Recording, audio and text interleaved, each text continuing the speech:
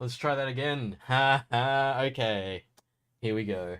It's a good thing I've got the setup and everything so I can actually see that the call it that the microphone over here was not moving on its little lights there.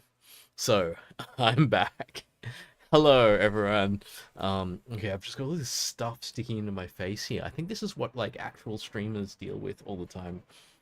Um So, as I was saying when I had no audio, I had a bit of technical difficulties tonight because I was doing a whole bunch of setup to try to get myself sorted out for a uh, drawing stuff.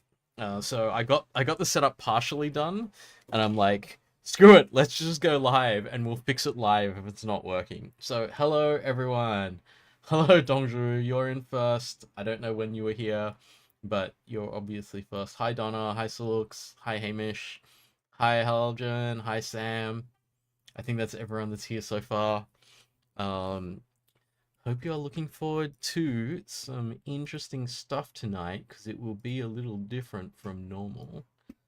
Um, I think there's this kind of um, uh, thing where I think for most of the time you've known me, I've just been like the coding guy, right?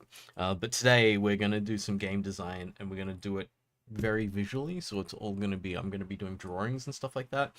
I think you can kind of see that there. I've got my phone up on a tripod and then the phone aimed at my desk. And that's the setup that I'm on now to get my phone sending its image to my computer because I borrowed a second webcam, but it is exactly the same brand and model as mine. And it didn't want to talk to it. So it just basically said uh, my um my OBS said no, I can already see that webcam, and so I think I'm not sure what it was or wasn't doing. Sam has me on his phone while playing competitive Valorant. That's pretty cool. Are you actually in a tournament right now or something? That'd be so funny if like my stream lags you out just enough so that you lose the tournament. That would be very very sad, but also kind of funny.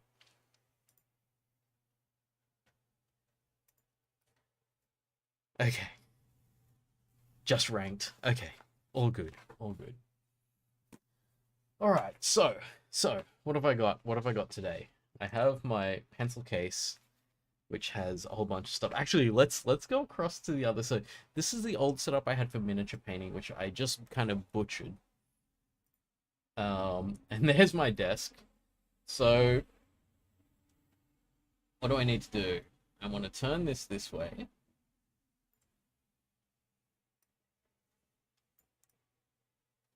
and just kind of yeah, this is gonna work. I think this is actually going to work. I actually feel like my phone's a little too far away.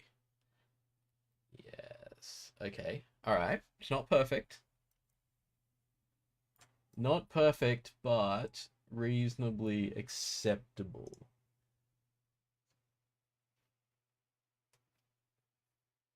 Like, that's kind of enough, right? Hmm. Halden, unrelated, but update on a plot thread from last week. Your thesis A talk went well. Nice. Would have been nice to invite more people. I'm at the more people. You're at the degree stage where a lot of your friends aren't on campus anymore. Yeah, I remember that feeling. That was like getting to the end and like some people had finished early or some people had already finished and stuff like that, and like because I did my 4 year degree in 5 years. It was a good 5 years though. So like I was just hanging out there at the end. And a lot of the people I knew had already moved on to other things. Okay, so let us poke around at the... Oh, I love how I haven't paid for Droid Cam, so we're gonna get that using Droid Cam over there, which is not that big a deal because that's kind of just the tripod, and I can't put my book there anyway.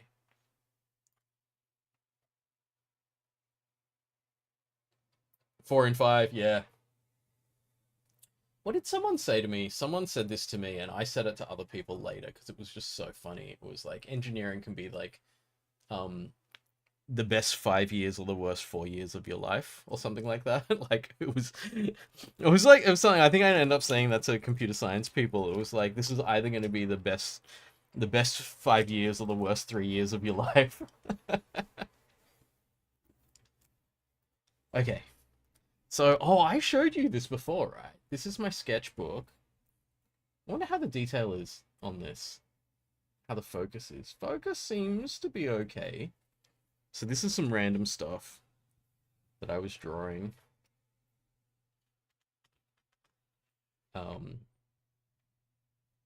You can't see the whole page at once right now because of the way I've got it set up. But Andrew says, since doing Mark's class in year 1, the 5 years after, I've talked to 6 girls, dated one of them, broke up, back where I am. Wow. What a journey. What a journey, Andrew. Okay, when I'm in landscape, it's easier to see. So this is something that I painted a while back. I wonder if I should turn on a bit of light here. I don't know if that's going to cause a problem. No, it's not. Oh, okay, cool. Because I have oh, you can see it here. This big LED light that I use for my miniature painting, and it's going to be pretty good for art as well. Not that we're going to be too arty, although I'm going to just for the fun of it. I reckon I'm gonna put colors on this as we're doing it just for fun. Yeah. So here's some more stuff that I was doing. So this is the sketchbook. I think I was showing you this. I showed you this last week, right? And this is every artist hits this point where you go, oh, I'm gonna do like a full-on perspective thing with vanishing points and stuff like that, and that's where my art career stopped. And I was just like, it's too fiddly, I don't want to do it, and I stopped doing it because you can really see the difference. Because like this is like, is there perspective here? I don't know. Maybe not. Probably not. Mostly not. It's a little bit of like, you can see the lines here are slightly, there is a kind of a vanishing point somewhere up there, but it's not really. It's all just kind of like random. And this one, you get away with it. Like, there's no genuine perspective happening. But if I just like shrink these footprints, then it sort of works, and I get the shadow to go off to the side. But it's not like I was trying to do like a genuine geometric thing here, and that was I want to say this was a year ago, and so this just ended my ended my drawing career very quickly, which made me laugh. It was just like, you did it again, Mark. You took something that could have been a relaxing hobby, and you started trying to do this intense mastery thing with it, and that's what happens. You end up just kind of pushing just a little too hard. Sam's asking, how did I get into drawing and art? Well, I think I had always had this love of drawing and painting, and like I'd been doing all this stuff with like the miniatures, right? So I'd been painting lots of miniatures. I painted a few recently. Hang on, I want to see if I can. They're over there. I can't. There's just too many of them, and they're all on a stacked precariously on a box, so it's really hard for me to. I'll grab the ones that I did recently. Here's the ones that I did just a few days ago. And these are some tyrannids. They're called what are they called? Zoanthropes, and they are these levitating psychic brain bug things that zap you with psychic energy. Oh yeah, halogen. Like, especially considering I didn't even think of that, right? The fact that the tripod is attached to my phone.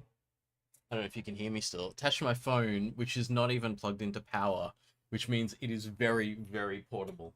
So, can you see? Oh! I'm just hitting them with the tripod now. So this is a bunch of my Tyranids, and they're like not a full-on army, they're like a mini army. And I'm using them for Kill Team. Oh yeah, here's my hobby desk with a whole bunch of like this tank is the next thing. Um and I've built it and I will be painting it soon. And then back across here to my actual desk. And I will put this back in a position where it's looking down at the potential artwork slash design work that we shall be doing this evening. All right, I hope I haven't given everyone intense motion sickness by moving that thing around so much. But yeah, so that's one of my bits of Warhammer stuff that I've painted over the years. So that's actually for a game called Kill Team, that has a co-op mode. Um, so that's like what's I call it? That's all the enemies that we can fight against. Andrew wants to see my art supplies, so it depends which kind of art we're looking at here, but my 2D art. Oh, wait. Back to the original question. How did I get into this? So I was painting a lot of miniatures and things. And then at one point I painted some. Okay, I've got this one here that's just been sitting um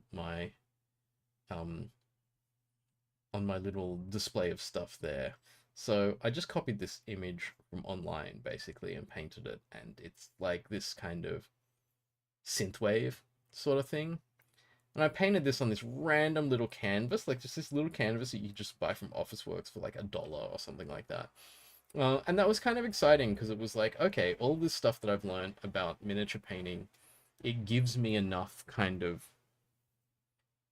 I don't know, color knowledge, brush dexterity, and things like that to be able to do 2D art. Another thing that I did, let me show you another project.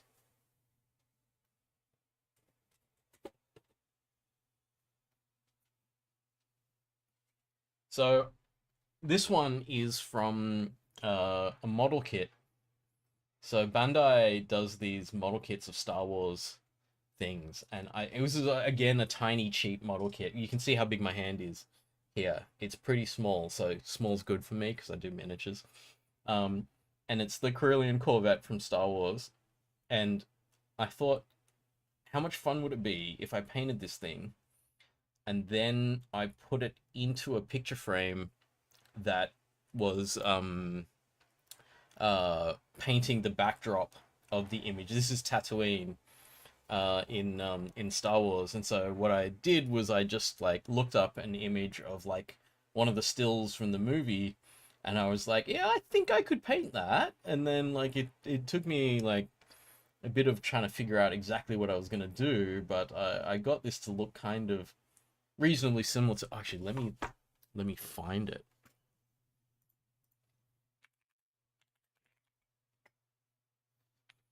And then I will show you. I'm just Google searching it now.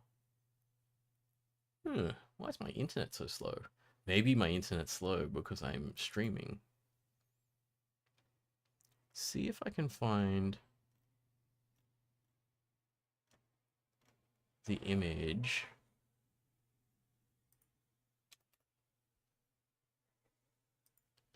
Um,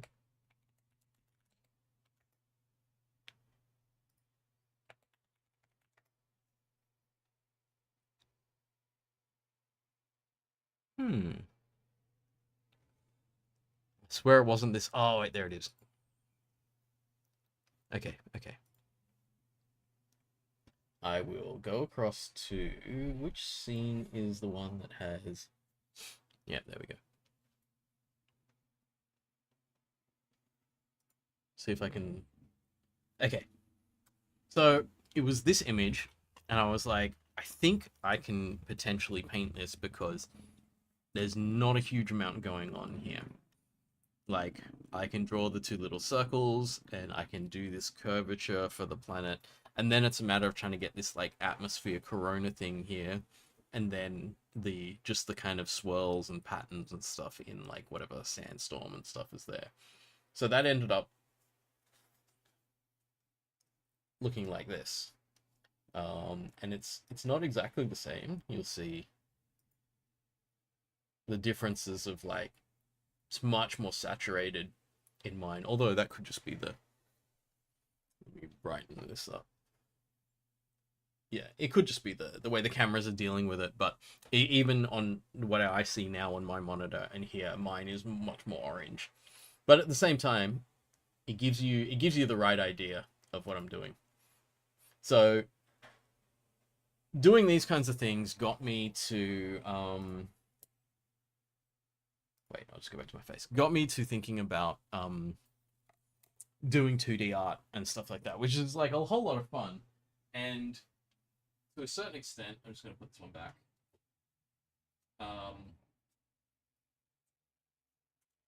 I have knocked over a bunch of stuff there, getting it out, so it's not going to go back where it was. Anyway, yeah, it got me to think, oh, I could just do 2D art. And I got into this idea that I love comics. So that's why the 2D art that I was doing was the kind of stuff that has a lot of this line work. So a lot of inking and things like that. Very sort of Teenage Mutant Ninja Turtles inspired, which is like this one is very, very much Ninja Turtle. Oh, let me find it. Let me find it for you. So like I'm at that point where I'm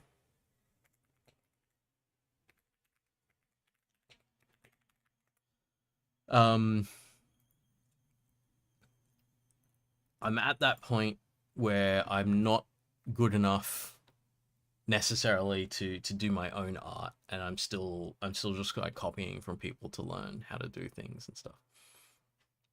I was like, why is my internet so slow? And then I was just like, because you're spamming the upstream.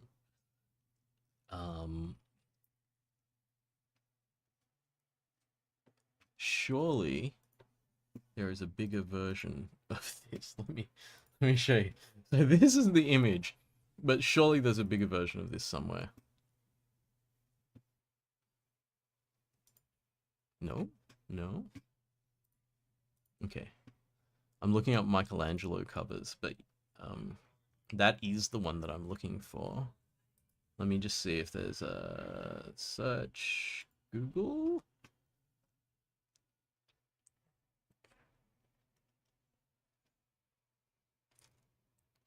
Because I definitely used a higher res image than that to make this when I did it. Is that going back to the same one? 250 by 380. That's not what I want. That's Reddit.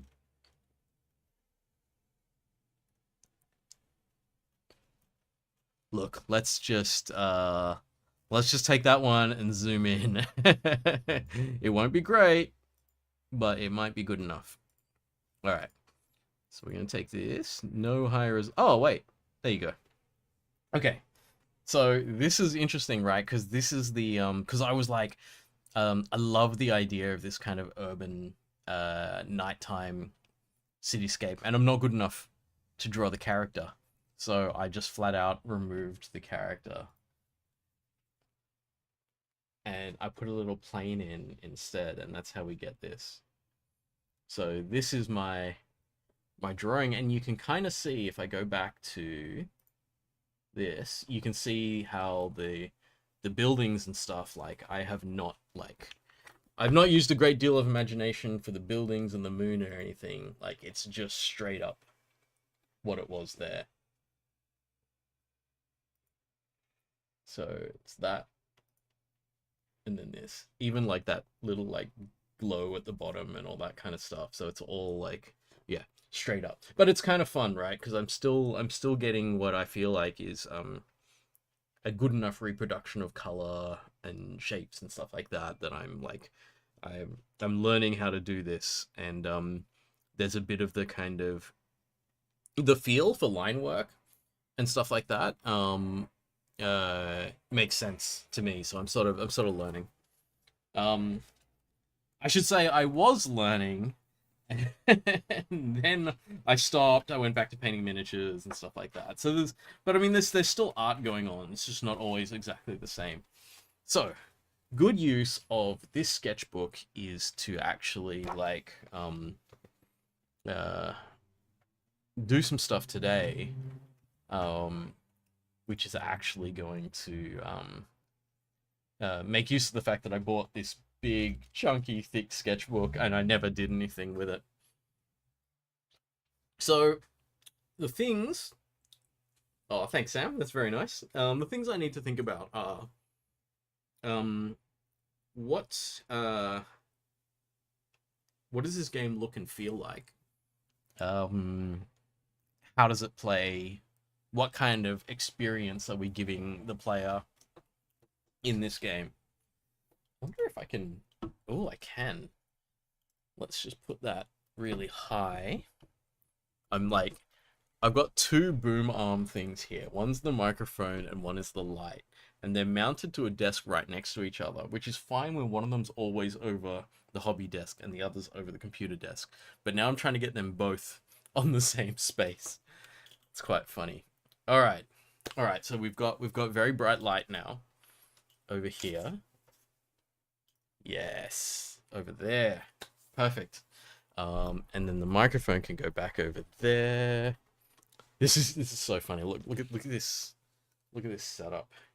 Here is just like the boom arms clashing against each other, and my computer in the background and everything. Ooh, that's some Lego that I made as well. That's this what was it called? Tales of the Space Age. It was this cool kind of abstract Lego thing that I then put a lighting kit in. The lighting kit cost nearly as much as the Lego set, but it was like it's so nice. It's my little kind of mood lamp that sits next to me when I'm just on my computer doing anything. Right. Okay. I have to admit, right here, right now, I'm not sure where to start on this, but oh, you like that set, Haldren? Yeah, yeah. It's pretty cool because it's just sort of like this abstract art set. Oh, hello. I didn't realize. Did anyone else notice the chicken had been there that whole time? She was actually sitting behind me in the cat tree over there, like that whole time, and I just heard her jump down and walk away. She's gone down the corridor though. We've missed her. Anyway, back to thinking. So if we have, so we're just rough sketching here. I'm just putting a box, even though I don't need to have a box there. That this is our 16:9 monitor. Um, we have the idea that we're going to be writing code and having that affect something. So there is a it's there's a few ways we can do this, right? Either it's a console. So here's one option. And this is like instructions.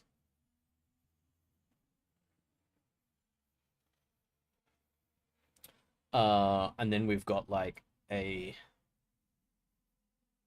some kind of marker that moves down the side as we go through the instructions uh and carry them out. Now we may end up with multiple images today. Oh, I can see the my lamp is screwing with my webcam. No, it's not gonna make a difference. Okay, if I turn it up to ultra brightness, no, I don't want to draw with the ultra brightness. That's like, no, we're just gonna deal with it. It's not flickering the main camera here, so it's okay. But I can see it flickering on my face camera there. We're gonna live with that. We're gonna deal with that because uh my LED, the art lamp seems to change its brightness by its speed of flickering, and so the camera's picking it up because it's like, two different frame rates conflicting with each other. All right. So we have our set of instructions and our thing that's going to move through the instructions, but then we have this idea of like, okay, what's actually happening in the scene? So what I don't know, what I haven't figured out yet is what's the mechanics, right? So we could have a so we'll have some kind of status over here for what's happening. And then in here, the rest of the space. A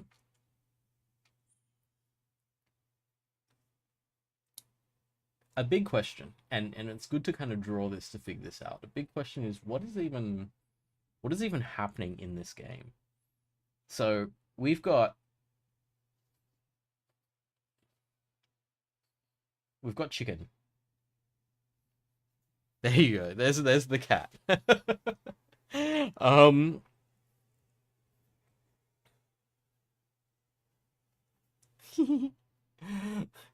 There's I'm just gonna keep drawing a cat just for fun. And she's gonna be going around and doing stuff, which means that the instructions are going to say you do something. What were the ideas? I think the idea that we were gonna like look at was the idea of like chicken cooking, and then depending on user inputs, chicken would cook things, which means that she would pick up ingredients, and then put them together, and then give them to people. So the nice thing about this is we can have a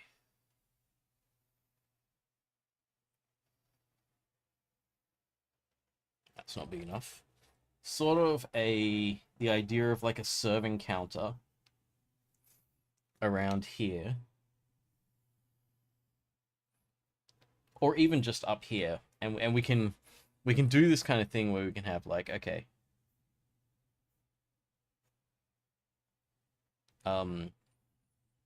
This is a top down now. So let's say I've got 5 stools. And then people come and say, let's say a person comes here. I don't know how we would do the graphics for this, but maybe we do this like a 2D kind of thing, which means the person would actually be like sitting here.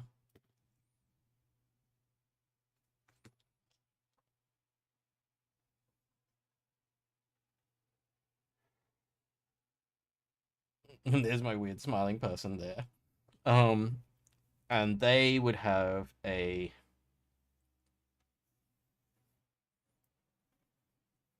speech bubble with words or picture. Maybe picture. Picture would be better than words, I think.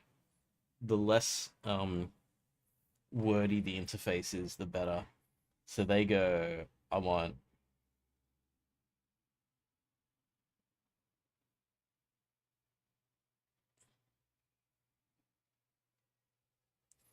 my ramen or something. And then chicken's like, okay, somewhere in these instructions is a function for ramen. But I feel like that's a more complex level. Like at the beginning, we would start with something like, all you do is you have here. So, okay. So, if we take this as the interface, we have another thing of like, how do we onboard people into doing this? And it's interesting when we're talking about onboarding people into learning. So we need to show people how to do everything, and it's kind of like each level that they do, they're given certain instructions and certain tasks to do here. So the first thing could be just as simple as the instructions allow chicken to iterate along this. So you can kind of see how I'm trying to keep this idea that if we're learning programming, then the first thing that we kind of do is we go, all right, how do we put values into variables, and then use them or something like that. This isn't even doing that, is it? Well, that's a good question. Question is, how would we start teaching people? Okay. We're swapping modes for a second. Let's come back over here. And I will just flip this closed for a second so I can get to my keyboard. Function writing, recipe creation, yeah.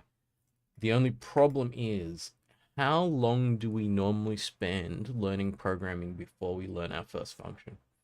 Like, if we don't include int main being our first function, I think we have a ways to go before we get there, right? So let me increase the size of this so that everyone can see it.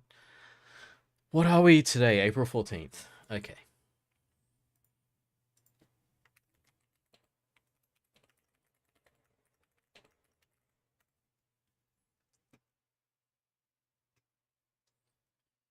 Okay. So the game works in levels.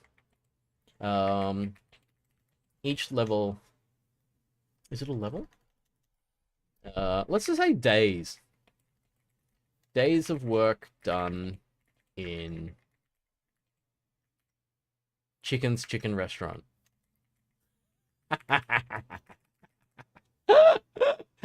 I think we just came up with the name. Chicken's Chicken Restaurant. This will never sell a single copy because people are like, what do you mean Chicken's Chicken Restaurant? That doesn't make any sense. And then they'll be like, but there's no chicken. You've got a cat. You've got a cat and you called it chicken. And it's like, yeah, what's your problem? So good. Okay. So Chicken's Chicken Restaurant. If we talk about day one, what are the simplest things we need people to understand? Day one, instructions lead to behavior. Learning that the interface to the game is preparation, not action. So your write some instructions, have them run, and see chicken do things. So I have a thematic thing that we could do here. Chicken starts by cleaning up. So the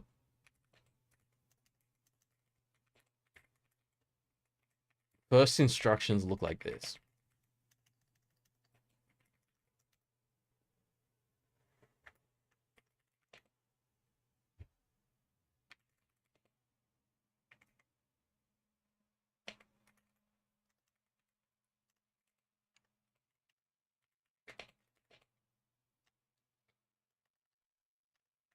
I'm gonna pseudocode this in text. If dirty, pick up and throw in the bin. And that's it. So chicken just moves along the line of tables, and if there's something dirty, she picks it up and puts it in the bin. I don't know if that's even too hard. Like we gotta like kind of wind back our heads to if we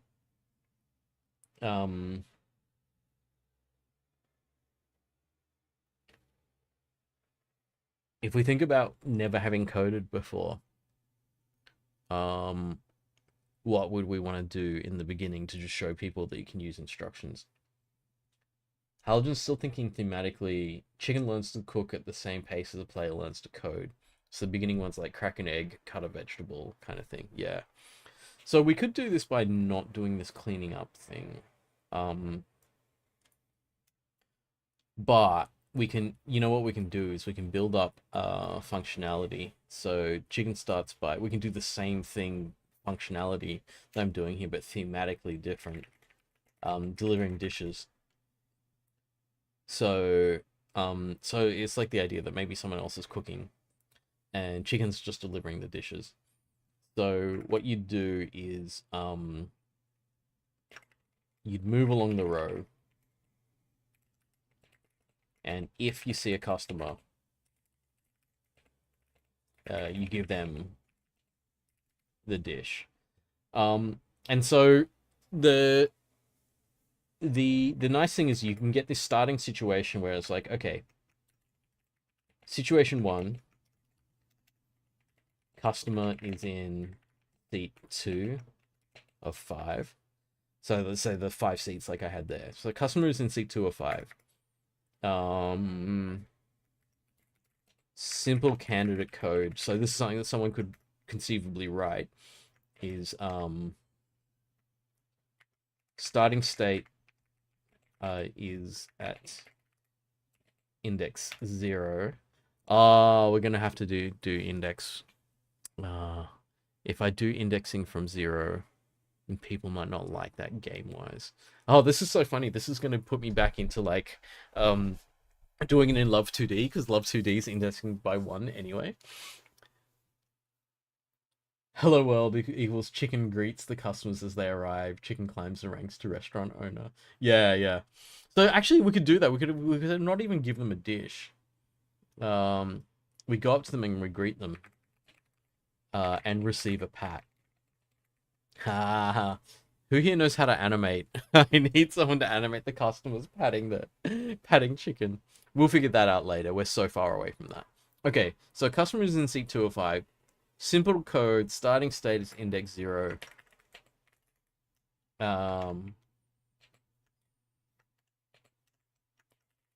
Move right. 2, move right.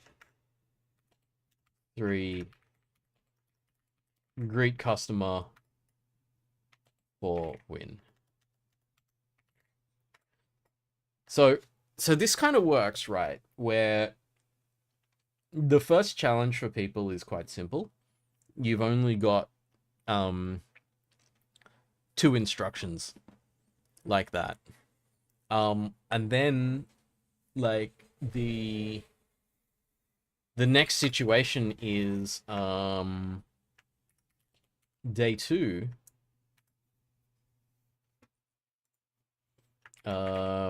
We introduce an if statement. So this is me just kind of going back on teaching people how to code and trying to think about like what were the things that we actually did with people, and how did we slowly introduce coding topics in a sense. So we could oh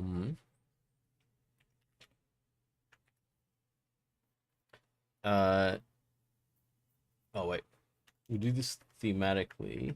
No, now perform the action not knowing where the customer is. So thematically,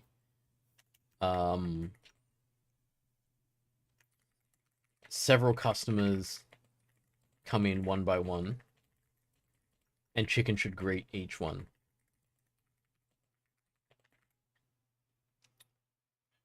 Should we do that? No, we shouldn't do several. We're not looping yet. Customer comes in and sits at a random seat. Chicken should greet them. So simple code is move right. Let's just say that index 0 doesn't have a seat. I'm gonna have to figure that out. Decide whether it actually is what I want or not. Okay, so Haljan's saying, wonder if it would help to do some market research sessions to get a sense where other games start from. Yeah, we could totally do that. Okay, so let me flesh out this idea, and then we'll hop into Steam and have a look at some of the programming games that I've got. Actually, I'm gonna fire up Steam first in case I need to log in and do stuff. Oh, and download some stuff in the background. Alright, I'll just put that over my other monitor. So, let's go back to my old favorite human resource machine. I'm going to download that in the background. Because it's very small, should be easy. Okay.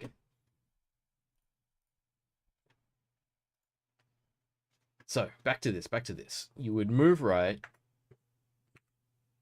then you go if customer, then greet,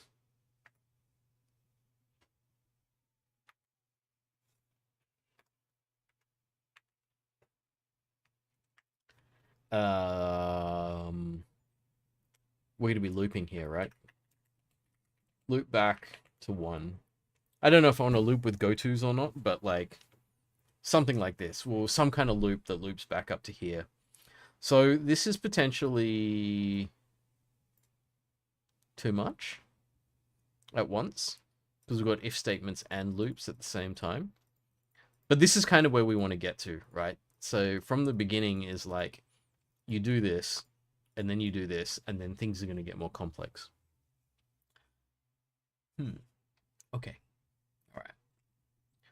Let's have a look at how human resource machine starts, because I think it's going to be reasonably similar, but we'll find out. Am I sending audio? Oh. Alright,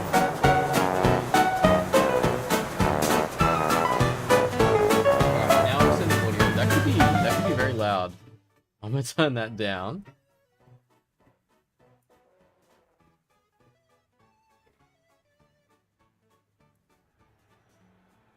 Should do it in 2 steps. Hard to code loop, then teach loop. Hard code the loop, then teach loop the next day. Yeah. So they could copy paste the code multiple times. And this works with that very small array size of just 5 seats, or we could have less seats. We could start with 3 seats and then it expands later. All right. Let's have a look at human resource machine. Oh, that's my old game. It must be. So we'll start a new one. All right, which one am I going to be? I like the green one.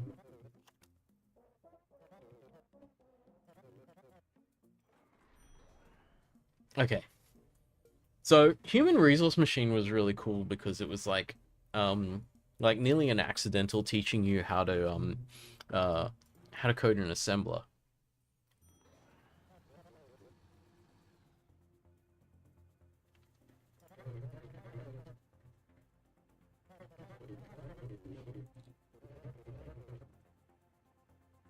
All right, am I in the way? I am.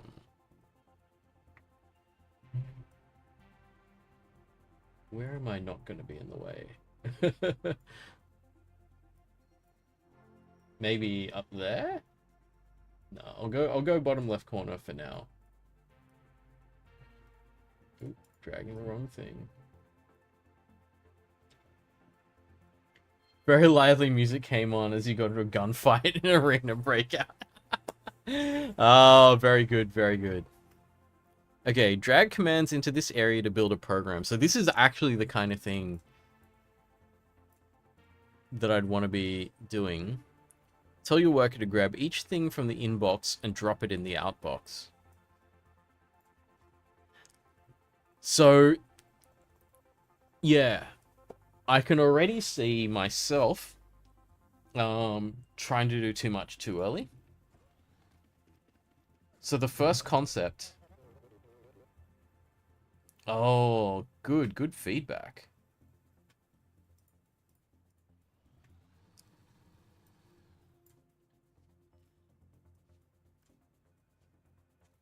Yeah. There's so much that's going to be in what to tell people when they haven't done it right. And so this is really simple.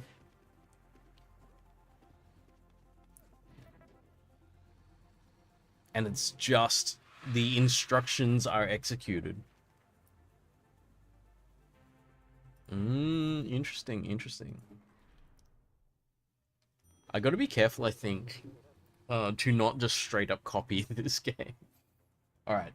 I'm in front of the input, but maybe it's not too bad.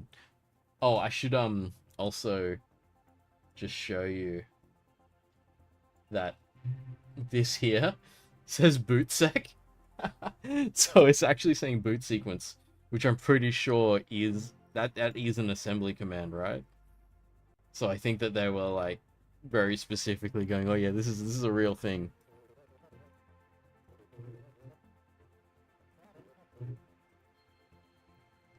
Inbox, outbox.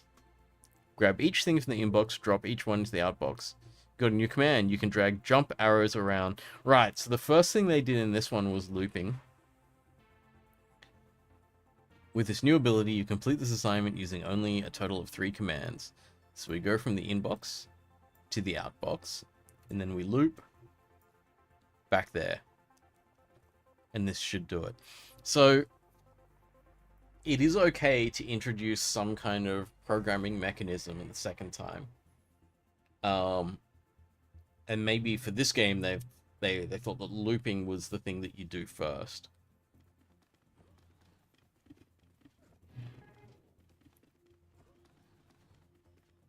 And they're like introducing that you can speed things up. Boot sequence. Very good.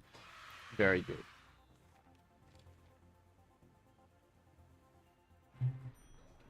All right, we're getting a good idea about the ramp, and a good ramp being not too fast, I think.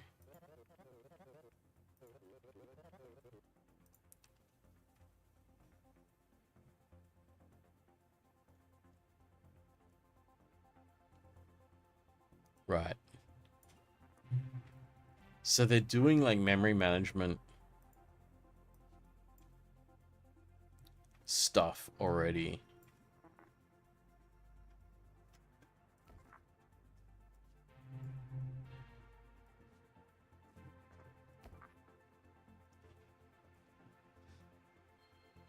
The thing that's interesting, I think, about trying to teach people how to code via games and stuff like that is you have to remember how little people know to begin with. Because I'm just kind of cruising through this, but I feel like if someone didn't know anything about coding, there's some time and effort that needs to go in to figuring out what any of this stuff means. Like, what do the requests mean that people are giving you?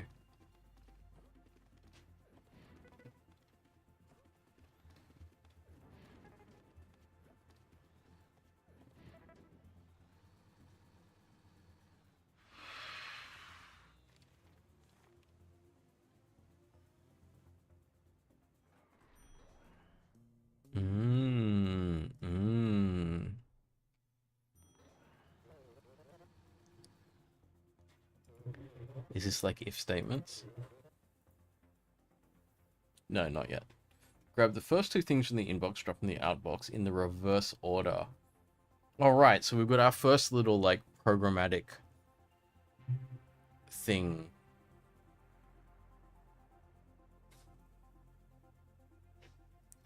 So, if we're trying to take pairs and reverse them, I can put one in there. And I take the next one, put it in there, and then take that one, put it in the outbox, then take that one. Wait, did I just do that in the wrong order? Yeah, I did. The second one goes first, and the first one goes second. and then repeat.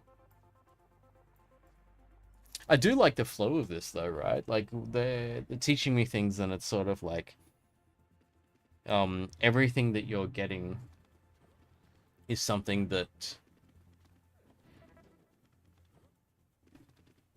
oops. Oh no, I did something wrong. I did something wrong. Okay. Actually don't need that. So the second one goes straight to the outbox.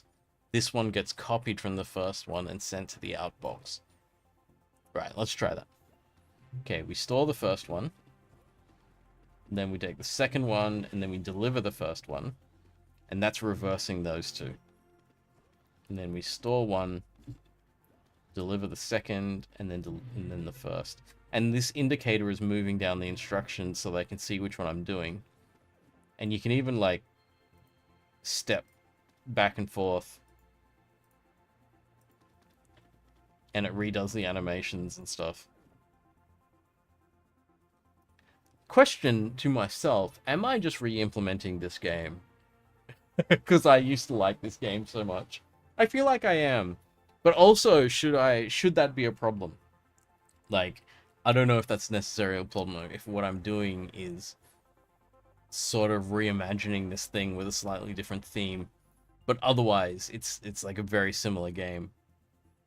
Haljan's saying, wonder if it would be helpful to watch someone who doesn't know how to code play one of these. Yeah, I think it would, definitely. And...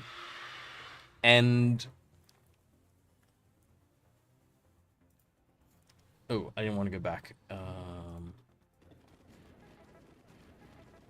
does one quit this game? Alright, exit game. Okay, okay.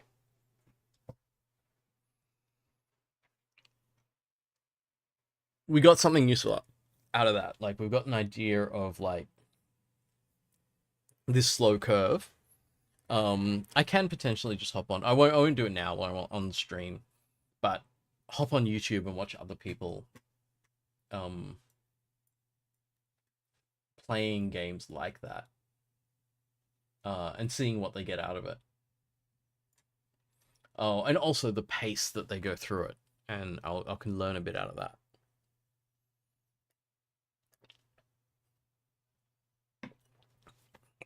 But the assumption is, and I think it's a good assumption to make, is that those of us that are already like professional software engineers should not be dictating the pace of a learn how to code game, right? I mean, we can dictate the pace as long as we're very, very careful not to be like, that was easy for me, so let's just jump past it kind of thing. So what I might do, I'm just going to delete this day 2 because that was way too complex. So let's look at this beginning thing and see that I think that this is too complicated already. Like, there's multiple things going on here. Oh, maybe. Okay.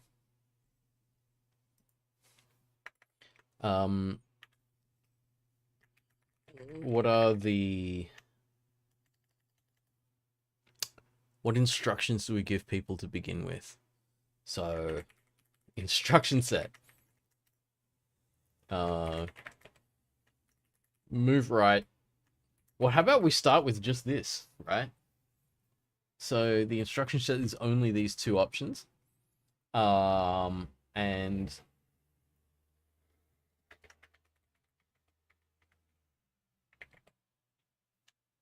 so in this situation, there are 3 seats.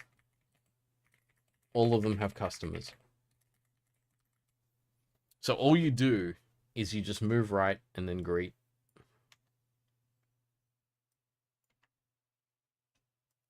I'm just gonna copy paste this and put some more numbers on it.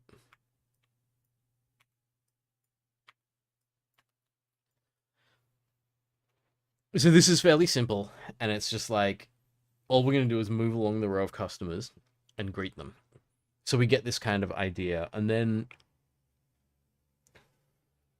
our advanced level is going to have us move along the road, take orders, store all of those orders somewhere, and then move to a different area and then collect those orders and then bring them to the right people. Right. So by the end of this thing, we should be able to do what is actually, given the basic instruction set, what is actually quite a complicated program.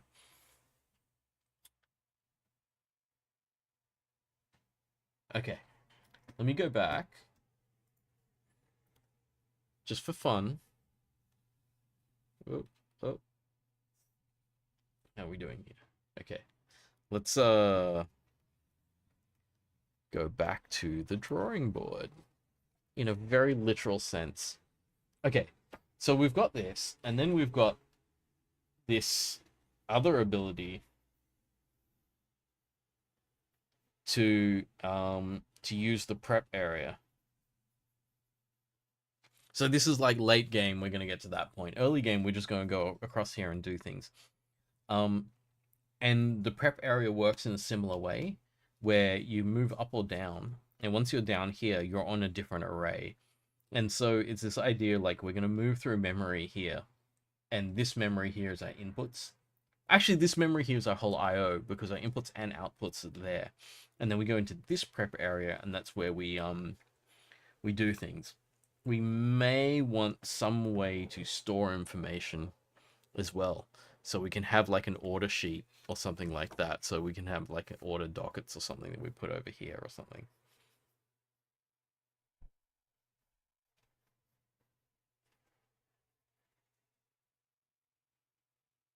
So when we get down to it, yeah, chicken has RAM. Yeah, so this is actually our RAM over on the side here.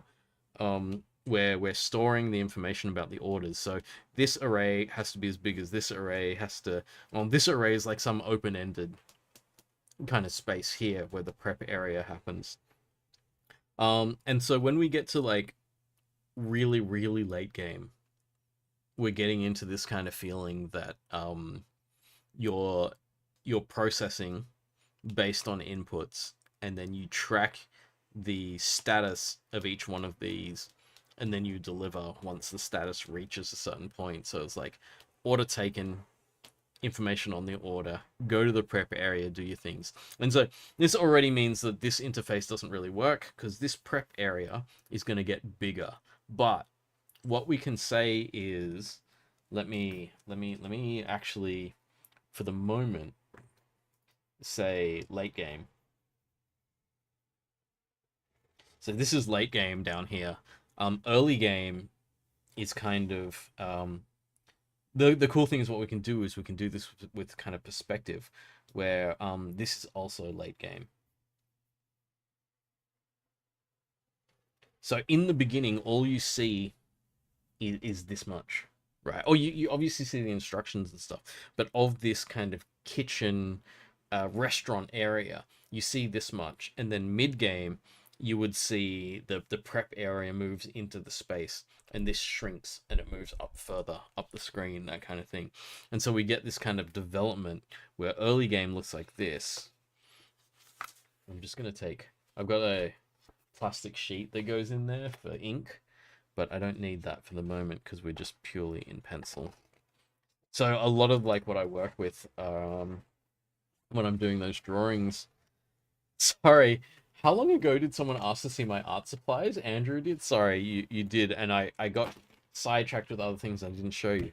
So these are the markers that I use, and I have more of them. I have these two big bags full of them, so I've got lots and lots of colors. I keep thinking about ordering them in these bags, but then like once you just move around a little bit, they're not going to stay in order. Like my paints over there, they stay in place, so like they're in like a color spectrum order, so that it's easy to know where I'm grabbing things from. But yeah, so these are alcohol ink markers. They're like if you have a texter, but instead of it just being a straight up permanent thing, you can actually do blending and stuff with them as well. So they're very, very expensive textures, basically. Although not that expensive. I bought a bunch of them when I was in Japan, and they like cost like a quarter as much there than they do here. So they were pretty good. Okay, Halogen saying, I wonder if the perspective trick would work better if it was 3 rows instead of one on the side. Be easier to keep the orders equal to the customer number. Yeah, we could totally do that. So, what I'm going to do is I'm going to say early game.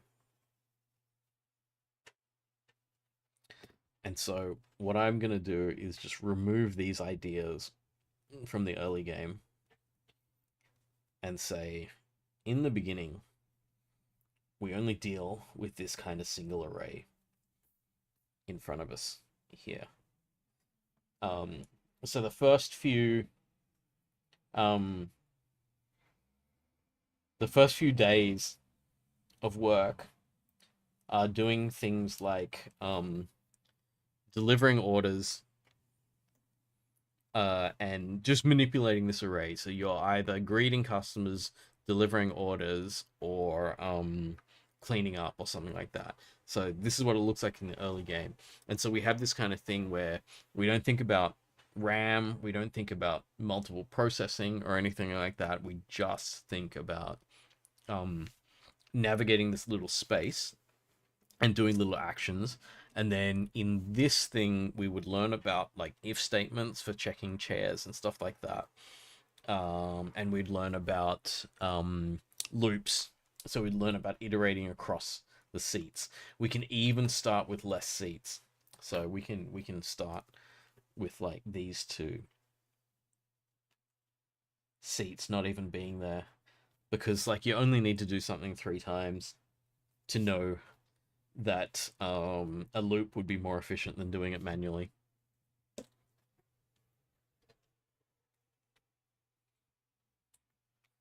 Right. I'm going to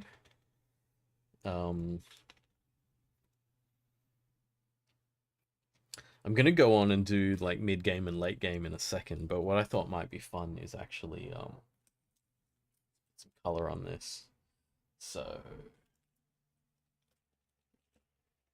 gonna do some actual art stuff now, just for fun. I've got those, but I might. So I've got my other colors over here. You can't see them on the screen at the moment, but what I like with these other colors is I've done these swatches, so it's like I can see which pen I'm looking for, because like, yes, all the pens have a color on the cap, but that's not really indicative of the color that I'm going to get out of it. So I want that yellow one there to be my the paper that the instructions go on. So it's like that kind of yellow paper. I might what order am I going to do this in? Oh, you know what? We're gonna do this kind of comic style. So what I'm gonna do is do my line work first. Do some line work, then some color, and then some detail line work over the top of that. So I've got a couple of these like they're just black felt tip pens, but they are they're like expensive black felt tip pens. So what I'm gonna do is start inking this. And I know that I'm not really... Okay, I'm going to take a corner off that for fun. And make it look like it's turned up, so it looks like a bit of paper. And then what I want to do... The nice thing about these fancy pens is you can like erase right over them like this, and it's totally fine.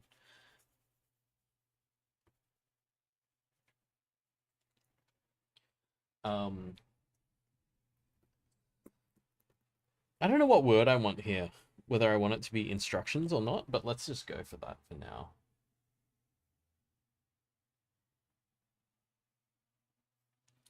And then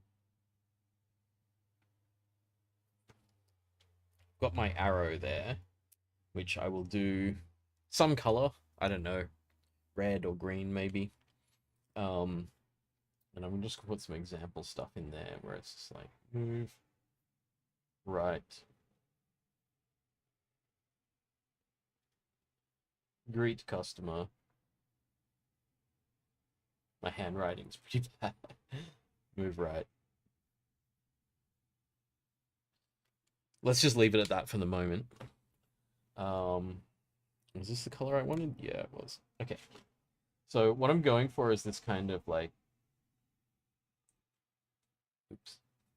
I should have let the pen dry a little bit before doing this.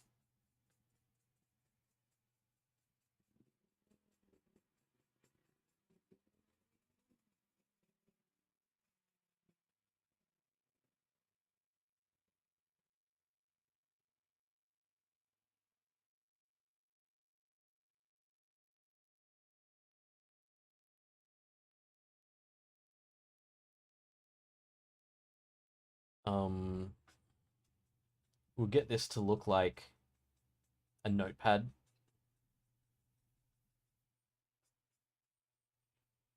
So what I'm gonna do is grab some. I won't go all the way to red, but I would just get like an orange color.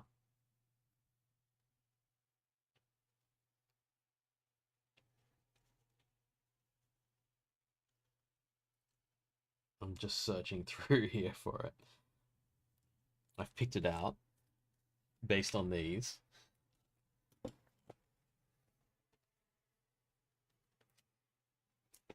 And we do this kind of, you can barely see it, but I'm just doing some dotted lines across here like it's lined paper. I don't think you're going to see that on the camera at all, actually. It's a little too subtle. But maybe I'll take a nice photo of it later so you can see it. That turned up paper should also be yellow, but I'm going to make it a darker. So I'll go over this a bit thicker. Did I put the plastic underneath? Yeah, I did. Okay, so it looks like it's under a shadow there. For our instruction, I'm going to keep this red and yellow theme here.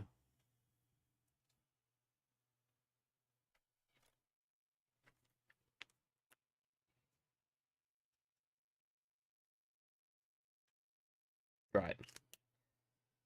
So that's our kind of instructions. You know what? I'm gonna go in. Yeah, there you go. That's much more obvious.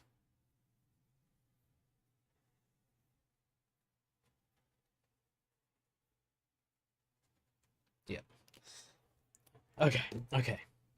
Um, what kind of color is our serving area? I feel like, I'm getting this kind of this feeling of like a green kind of green teal kind of look. So I'm gonna try this for the bench top.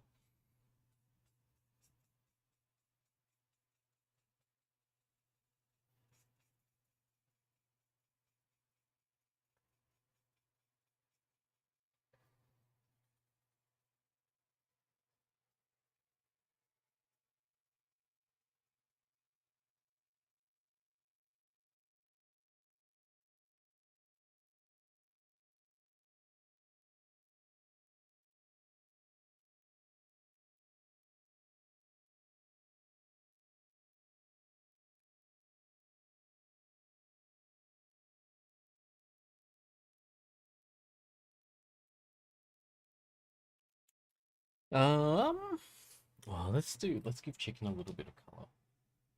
Let's put browns into it.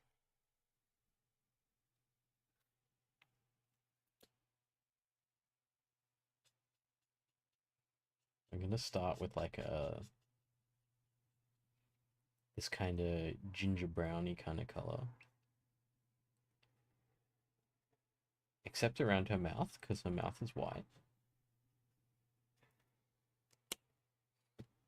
I did have like a pink here, didn't I? Yes. We do the inside of the ears as this kind of pinky color. And we do brown around the edges.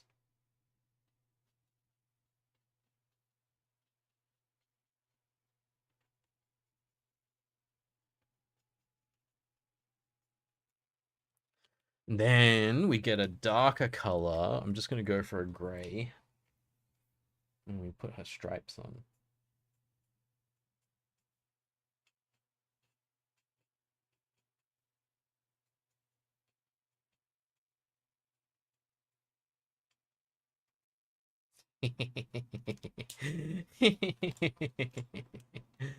uh, we're not doing game design anymore. We're just going to draw pictures of cats.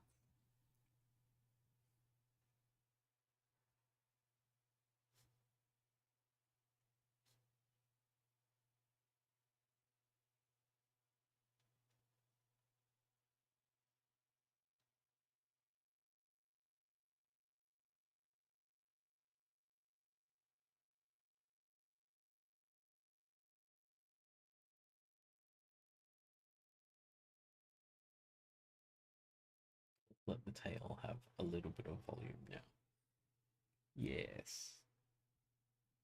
Very cute.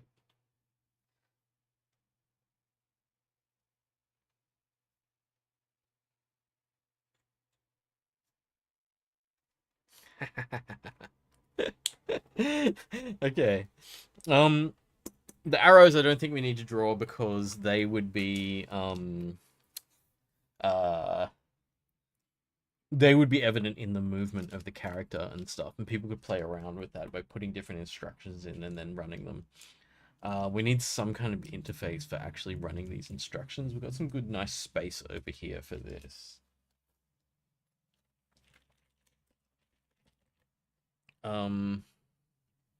It's kind of like I'm going to play button.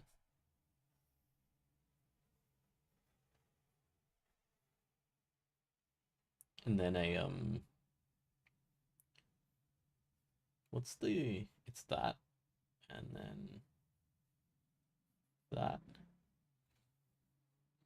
Forwards, backs, and back and play. Let's just stick with that for the moment. Something simple.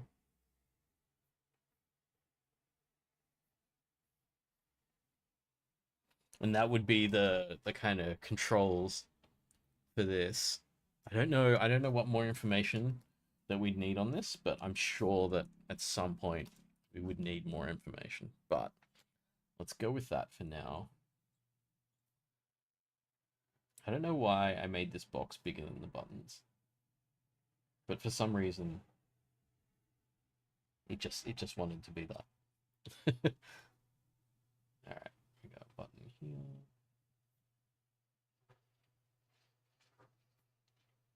Button here. Button here.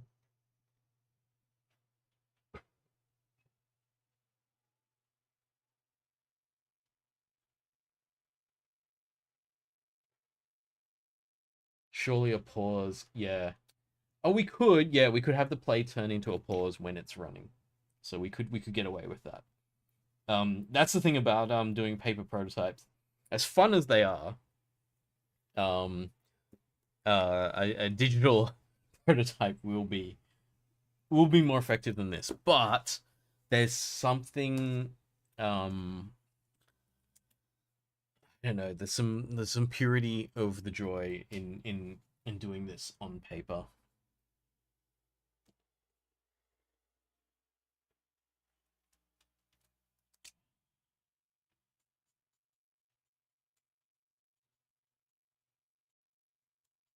Should we make all the buttons green? I assume this button would change color when it needs to. I was about to do like red for the backwards, but then I don't necessarily want to do that because that might disincentivize people to press it. So we'll leave that as green, and then I might have some kind of, what color implies control console? Gray, gray blue, pale gray blue, pale grayish blue. Maybe, maybe. Let's just do it, and then we shall see. So eventually, I assume that this console here will take on the look of a like an old tape deck or something like that, you know, and I think that'll be fun to have like that. So we've got like this thing, like, you know, just kind of the not just the aesthetic, but just the feel of the equipment in a sense. So I can put like a little screws on the corners and some random vents there. Just aesthetic, you know. It's like nothing in particular, but yeah. The countertop that I'm drawing here, I actually don't know what this will look like, but I'm thinking of like, you know, that like very old style kind of, what would it be, like a laminated countertop of some kind. um yeah, I don't know what to do with that aesthetically, but that's okay for now. I think it can just stay as it is, and it'll be fine. I'm gonna do a little bit of shading on it at least.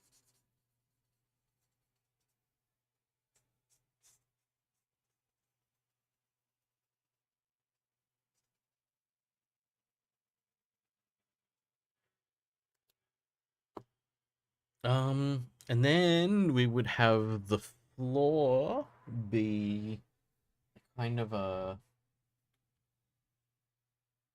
I don't know. I don't know. Are we gonna do some tiles? Let's do some tiles. Yes. Let's do some tiles. That way we can do some fun sort of shaping, but it's not just tiles, it's the representation of the way that the space is split up. So the way that we've got this kind of array up there.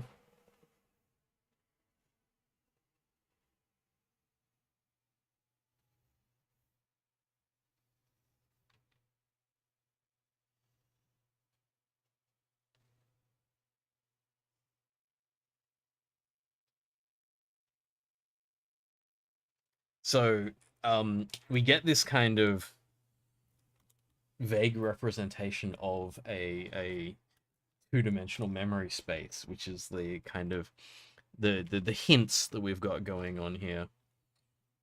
What have we got? Neutral gray. What was I using that for? Oh, that was for chicken stripes. Let's put those back in.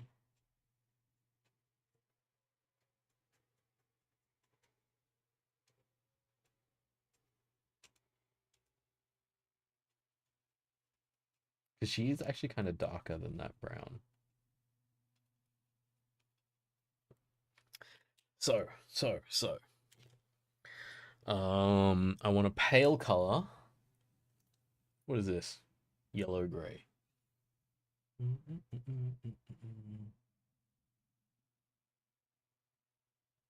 I'm just looking at these things.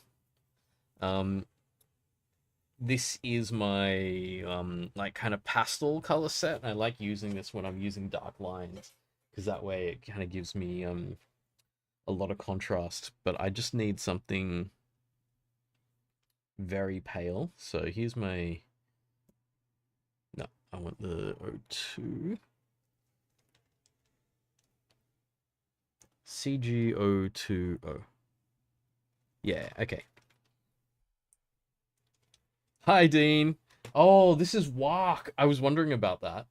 That I'm up there, because that was when I was, I can't remember why I did this, but it was Upside Down World, and Walk had taken over from Mark or something. It was like some kind of Wario themed thing that I did. I can't even remember why I did that. Okay, so what we've got is this kind of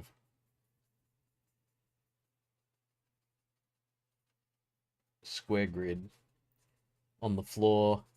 So it's kind of getting that It's giving 1950s diner kind of feel. I think with the checkerboard flooring, I think we'll give that kind of feel.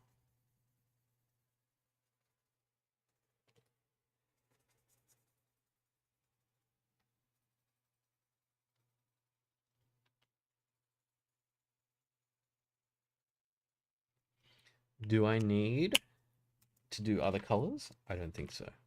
I think that's enough.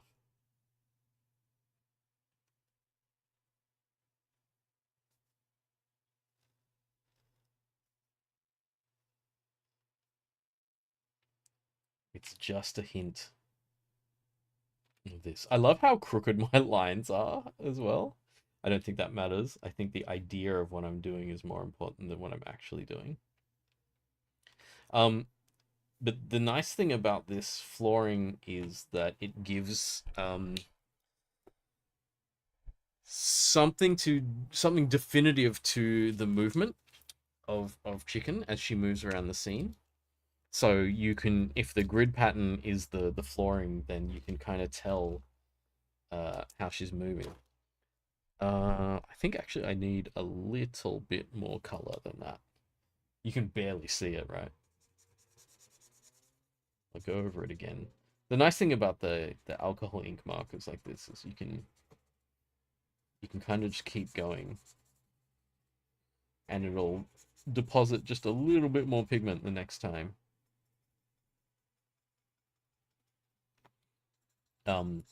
Which again allows you to do sort of blending and stuff where you go, if I like I've done it on the desktop, on the bench top there, I just did more on the sides than I did in the middle. And they're very transparent, so they just like slowly build up color like that. But that's also why you end up needing to put a sheet behind them, because like if you can just dump that much liquid onto your paper, it's gonna soak through and stuff. Okay, this flooring needs to actually continue. I should have done that already. The flooring needs to continue into the seating area, otherwise we don't have a good understanding of how that also works. I don't know how far this goes. Let's stop there because I do want that example still of the person. I guess I should draw this person in as well.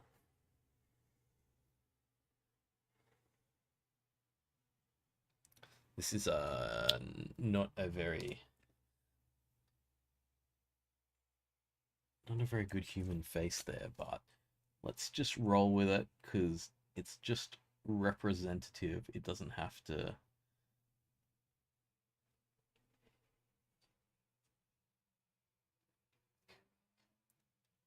entirely work.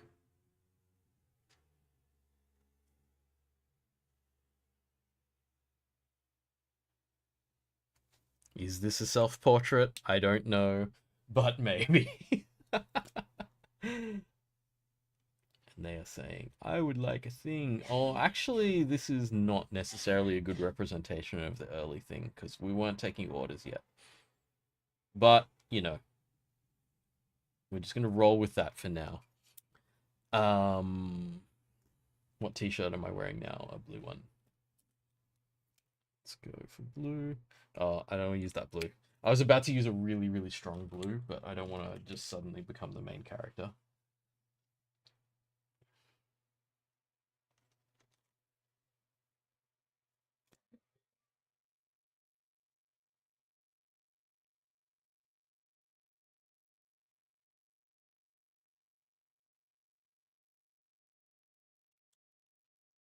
Human skin. Human skin. What color are humans? Do I have any good skin in this other set? No, this other set is way more vibrant. It's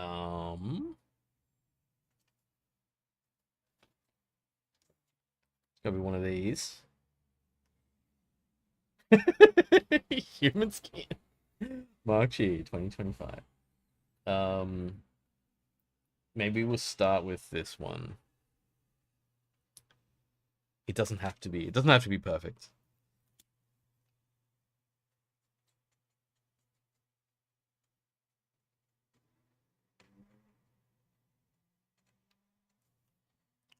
Good enough. Good enough. The person's not that important.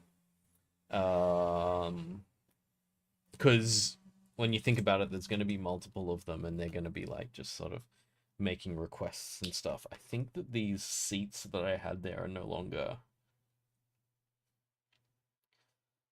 I don't know. Perspective is like entirely off here at the moment.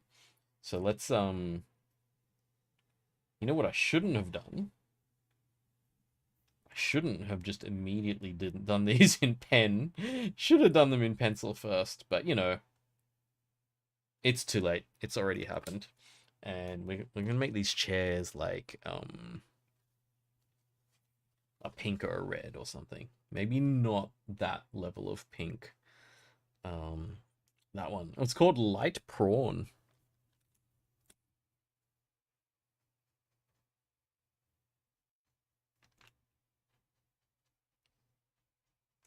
All right, they are not doing a great job at representing stools here, but let's just let that go. I mean, the fact that the person is now sitting inside the stool kind of ruins the whole perspective, but you know, we're getting close enough, I think. Close enough is good enough. Dean, so a Prison Break style game or more Assassin's Creed. So let's go for Assassin's Creed. This is a whatchamacallit?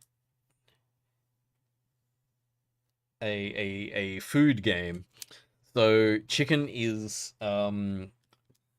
moving along this grid kind of to serve customers, and so you put your instructions in, and then Chicken moves along and does something for the customers. And the kind of end game that we had for this, which I rubbed out because this is supposed to be a representation of the early game.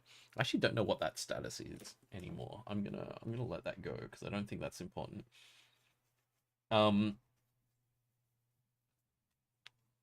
The idea here is that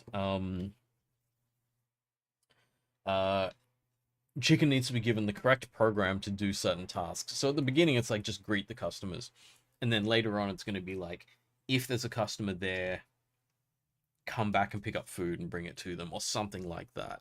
And then later on, it's going to be like,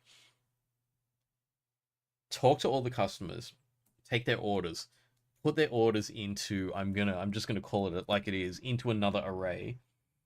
Then using that array, go down to the prep station and prep the meal for them. And so this perspective is gonna shift upwards, and you're gonna see more of the kitchen as you get further in.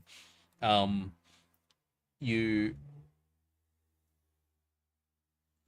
end game is gonna be go in, collect all the orders, come to the middle, put all the dockets together, come to the bottom row, and go to the prep stations, collect the right things for each order, then deliver them.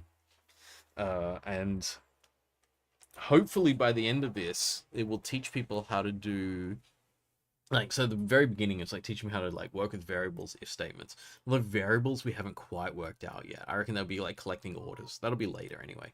But you're able to do looping, you're able to do inputs from the customers that then turn into processing of things. So you have to do function processing. So this person ordered the bowl of noodles, so we have to go to the bottom and run the noodle, the noodle function, and then deliver those noodles back to the correct customer, the one that actually ordered them. So there's a lot of little thinking going on with how to do that. But I think that happens later. The first thing is to get an idea of how the engine functions. And at the moment, the funny thing is how the engine functions is basically a clone of Human Resource Machine. with some slight differences in that we have a different layout, we don't have the same input output track and stuff like that. But the basic idea of like this is a program that you will run, and your agent, as in chicken, runs said program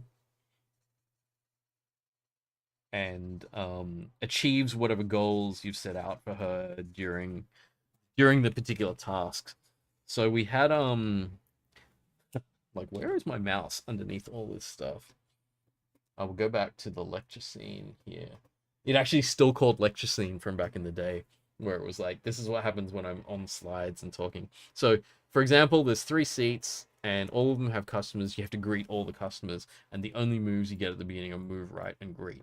So your instructions are move right, greet customer, move right, greet customer, move right, greet customer. And that would take chicken along that row and just talking to the 3 people in the seats, which is kind of what we've got here. Then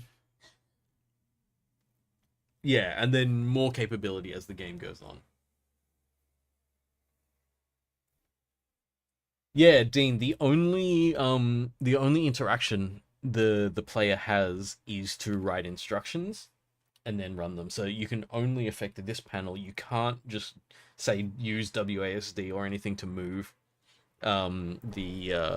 move the character around. So it's entirely like a learning how to code kind of game. Okay, Halogen said you've put a relevant image in the Discord server. Let me just go in here. Oh, Chicken's Chicken Kitchen. Oh, where are the custom emotes? I'm gonna put your emote there. This is the one that you. This is the one that you drew, right? I'm pretty sure it is. Yay! That's cool. We could use that logo. We can. We can. We can. We can. You can be the first artist on the team, Halogen. But basically, like, do you want to work for free on something that will never make any money? Let's do it. I mean, that's kind of what I'm doing as well, so it'll be good. Oh, wait. I didn't show it on stream, did I? I went and looked at it. Here we are. Chicken's Chicken Kitchen. And that's a much better cat than the one that I drew. I drew just a weird bean with a cat's head on top, but yeah, that's really cute. And then we can think about whether we make this into like pixel art or not. Because I think pixel art would make it cute, but it doesn't have to be. It could be like a comic style art and just sprites and stuff like that without necessarily being pixelated. But yes, that is very, very cute. Okay, let me just go back and we'll come back here. All right, so this is our kind of interface. It's our homely little diner kind of thing. And then we've got our control interface over here and our what happens over here. And that constitutes our kind of how the game starts. And I'm just gonna get my thick pen here and frame this.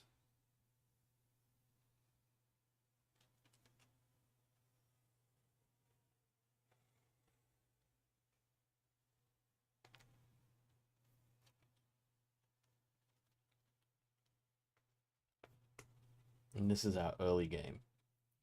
And we'll get to the point where we. Oops, that's not the pen that I can just erase over. So I've got different brands of pens. So let's not erase stuff just yet. Just making ink smudges everywhere. Okay. So this is an image of the early game. And this gives us a kind of starting point for what our interface looks like, what our game area looks like, and it's helped, I think, for me very much, it's helped solidify what the meaning is for like how we start doing things, like what questions are we asking of people at the beginning and stuff like that. So first tasks are very easy, and then they get more complicated as they go along. I don't know if I will actually. I haven't quite finished that. Let me just. I just want to color in this speech bubble a little.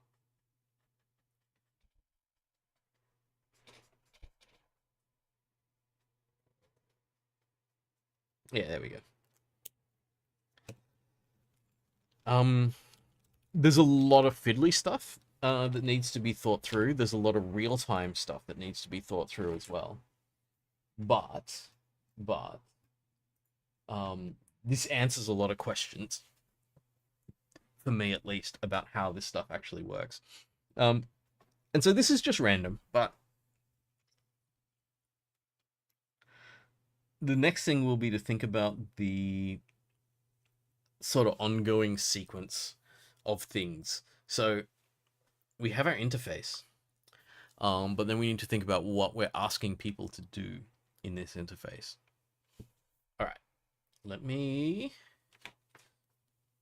put this away for now. I'm quite happy with that. That's kind of cute. I feel like we'll do more with that. There's just these gaps here where something might appear, but at least we got a good idea of what goes on here. And I got to do a little bit of drawing, which is fun. Okay, put that away for now. And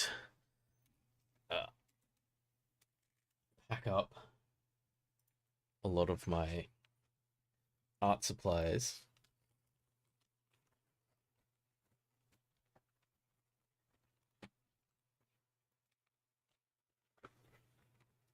And then start to think about what am I going to do with some text and stuff. Okay. Ooh, I can turn this off now. This other camera.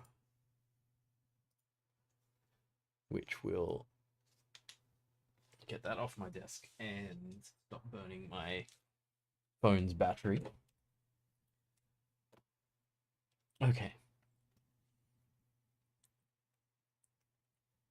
I will... Okay, let me remind to myself to take a photo of the drawing and put it in here.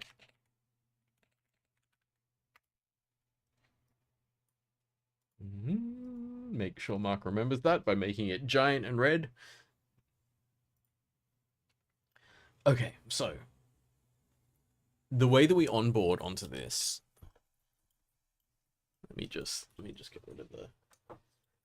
Okay. Back to purely digital streaming for a bit. The way that we onboard onto this is to teach people how the interface works. So instructions lead to behavior. Learn that the interface is the preparation, not the action. You can't control chicken directly.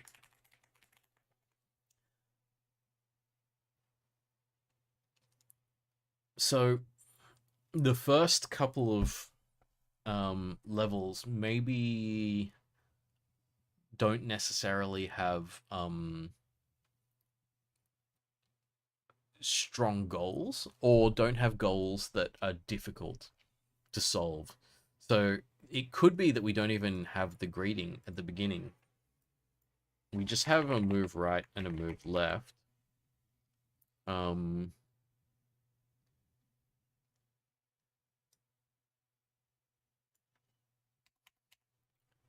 Move along the road to the end and back, right? So just walk along the row. Get your learn about the space that you're going to work in. So just have a walk around the kitchen, around the serving area.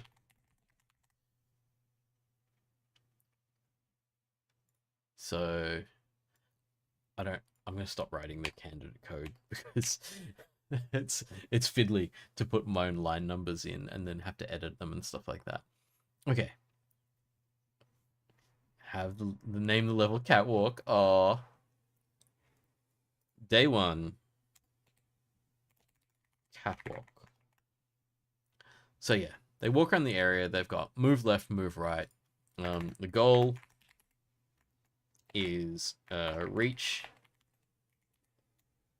No, the goal is just walk past all the seats. So if someone wants to expedite this, then they just move right 3 times and move left 3 times. Or they don't even have to move left 3 times. They just move right 3 times. They'll walk past all the seats. And that just gives people this freebie of just like, okay, the thing that you need to think about is not succeeding in this, but it's just getting to the end. So it's just it's just like learning this key point. Instructions lead to behavior. You don't need anything else. You don't need to learn anything else. And then we go deeper as we go into other things. I'm just packing up pencils while I talk. Line number's probably less fiddly if you reuse the number. Oh yeah. That is much simpler. If I just go, just do this. All right. So move right. Move right. Move right. Or any combo of right and left. Oh, we could actually just make this really easy. So you literally only have one instruction. And you basically can't get it wrong. But the important thing is learning that you can't control chicken directly and that you do the instructions. Right, and so day 2,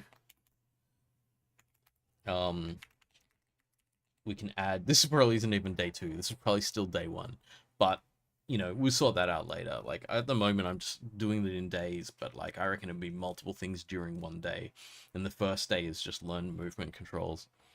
We can add move left, and then the theme, we can say that you need to like just, I don't know if know what the theme is here, but we're just walking to the end and back.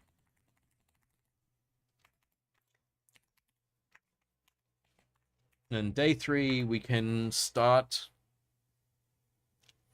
I'm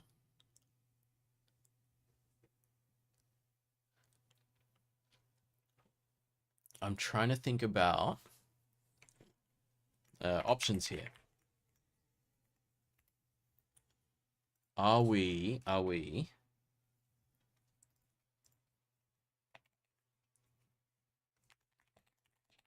kind of programming concepts are we introducing? And how do they relate to the restaurant?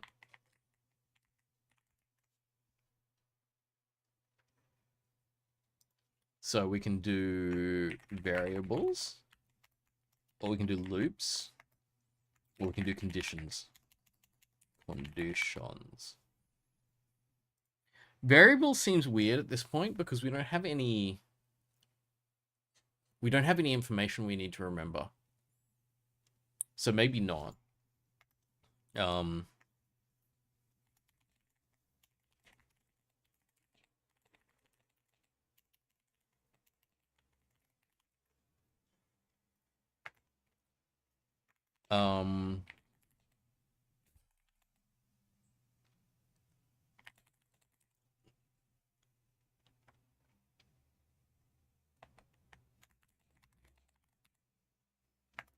There's not much to loop on yet. I think actually conditions comes first, right? Mitchell, oh, you forgot was on too much Honkai Star Rail? I'm doing well, Mitchell. We have been putting together this kind of idea of what the days are, but I think what's more important is seeing what the what the screen looks like. And so I have done a drawing, which I no longer have a camera up for the drawing, but I'll show you on my face camera. Um,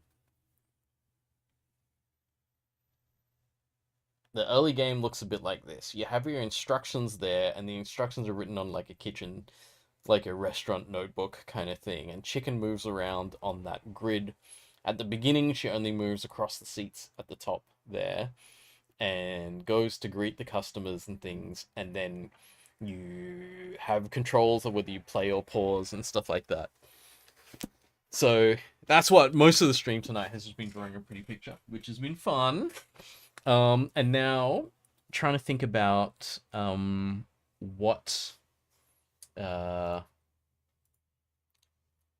the kind of like onboarding learning curve is kind of thing. So the first thing we've got is just instructions lead to behavior, right? So it's just really simple idea of like you have the instructions and then um they let you kind of control Chicken as opposed to having sort of movement controls you would in a normal sort of top-down game. Mitchell, we haven't chosen an engine yet. I think I was going to alternate because part of choosing the engine is choosing an appropriate engine for the type of game you're making, and I didn't know what type of game I was making yet. So I knew vaguely, but there were questions I hadn't answered, right? So I thought let's go back and forth a bit, and let's look at drawing some pictures, thinking about interface and stuff. The picture was really useful because it gave me this kind of get the picture back out. It gave me this immediate sort of like, how is this layout done? And so what ramifications does that have? And then we sort of got to this idea of like 3 arrays. So the top array is where the customers are, and there's a middle array where we could store store their orders and things, and the bottom array is where we could collect ingredients together and combine them to do cooking. And the bottom thing could get really, really open. So we could get some really full-on stuff happening in the bottom row. And what it means is then people have to manipulate memory in different data structures and potentially invoke functions. So there's an idea of like, okay, that person ordered ramen. In which case we then invoke the ramen function. And then we go down to the bottom and we collect the ramen. So the first time you'd have to code to make the ramen, like you have to find a bowl, you'd have to boil the noodles and put them in, or something like that, like a series of things. And then it'd be like, all right, we can serve 1 ramen by doing that. But then we can say, okay, that function can be reused.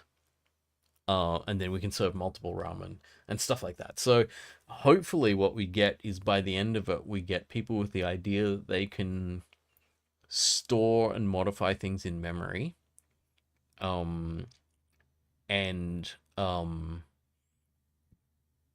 have behaviors that they have written that they can then kind of automate by putting into a function and then calling it again. So what I'm hoping with this thing is like a slow build of complexity. We start off with, let me go back. We start off with something really simple, the catwalk, where all you do is have a walk around the serving area. And the goal is just to walk past all the seats. So you could just do that by moving right 3 times from the starting position, that kind of thing. Peter saying partial application to teach people functional programming. Yeah, it could be that. But we'll see how we go, right? Because I think it's just going to be like this slow build up. The question also is, human resource machine has this thing in the back end, the kind of the secret in the back end, which is that it's literally teaching you how to write assembler. And I'm wondering whether we can do something similar where all the instructions are actually the same as the basic instruction set from one of the programming languages. I'm not sure how that works though, because I've got move right and move left. So once I've got a person, and they did that by just skipping over movement entirely. But yeah, I don't know if I can. I don't know. Because like part of it was like iterate over memory. So that's very kind of C and Java feeling kind of thing where it's like most C and Java programming is about um setting up a memory structure and then iterating over that memory structure in one way or another to manipulate the information. And that's really the kind of setup that I've got here. We've got like the array of seats that people sit in, and then the array of orders that's like a parallel array. But we'll see. I think we need to sort of build this stuff out.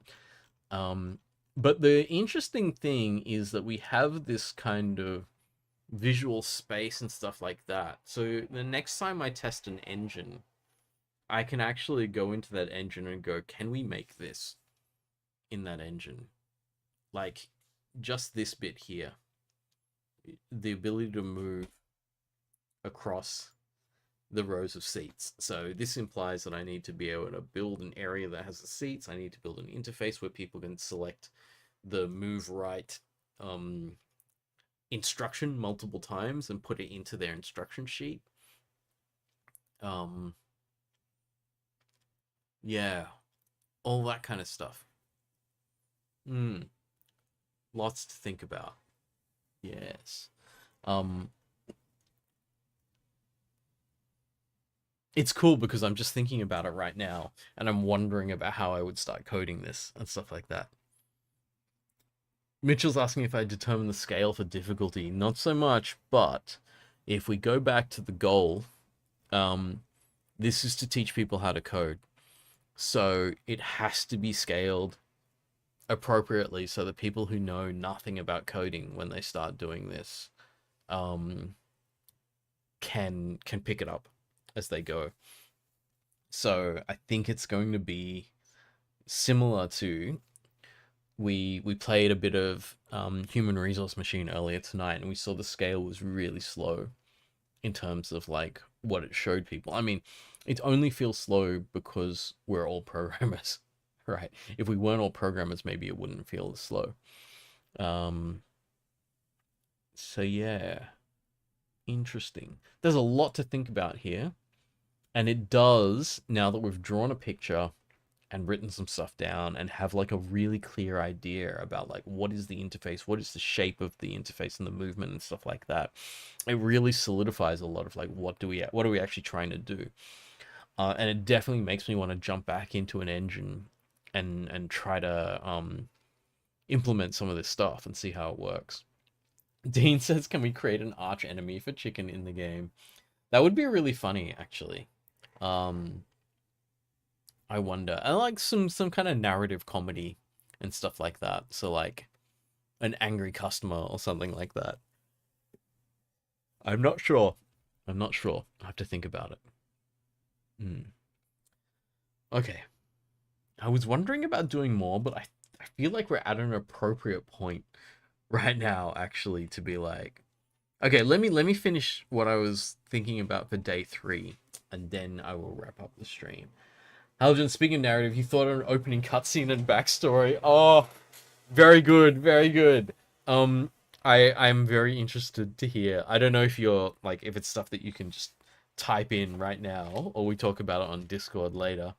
I should actually just hang on. Where are we? Where's the link to my Discord? I've got it here somewhere.